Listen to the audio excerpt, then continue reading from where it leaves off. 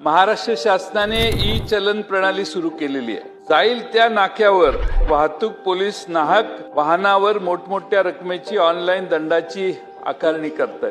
Motor परिवहन कायदा कलम 132 नुसार पोलीस उपनिरीक्षक पेक्षा कमी दर्जाच्या अधिकाऱ्याला वाहनाची कागदपत्र तपासण्याचे अधिकार नाहीत। असे असताना सर्रास पोलीस कॉन्स्टेबल हवालदार देखील कागदपत्राची मागणी करतात, वाहतूकदारांना त्रास देतात। आता तर पोलिसांना मदतीसाठी ठेवलेले महाराष्ट्र सुरक्षा रक्षक मंडळाचे कर्मचारी देखील गाड्या थांबवून कागदपत्राची मागणी करतात आणि मग कागदपत्र नसली तर बाकीच्या सगळ्या अपेक्षा करतात। शेजारचं गोवा राज्य आहे, प्रमोद सावंत साहेब तिथं मुख्यमंत्री आहेत। ते असंच चालू झाल्यावर पर्यटनावर परिणाम व्हायला लागल्यावर त्यांनी सगळंच बंद केलं। आता गोव्यात कोणत्याही चौकात पोलीस ई चलन लावू शकत नाहीत। जिथं ई चलन आकारले जातील तिथं एक वरिष्ठ अधिकारी उपस्थित असतो तरच ई चलन आकारलं जातं। अध्यक्ष महोदय, शेजारच्या राज्याने केलंय, आपणही त्याचा वापर करावा। राज्यातील जवळपास 10 पेक्षा अधिक संघटनांचे प्रतिनिधी या संदर्भात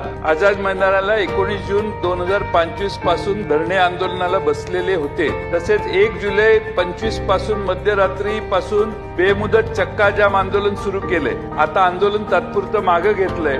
अध्यक्ष महोदय, खरंच त्या वाहतूकदारांना जाच आहे। मला खात्री आहे तरुण होतकरू आणि स्मार्ट गृह राज्यमंत्री सगळ्या राज्यातले ई चलन रस्त्यावर गाड्या थांबवून ट्रक आणि बाकीच्या यांना दंड करण्याचा उद्योग थांबवतील असा मला विश्वास आहे।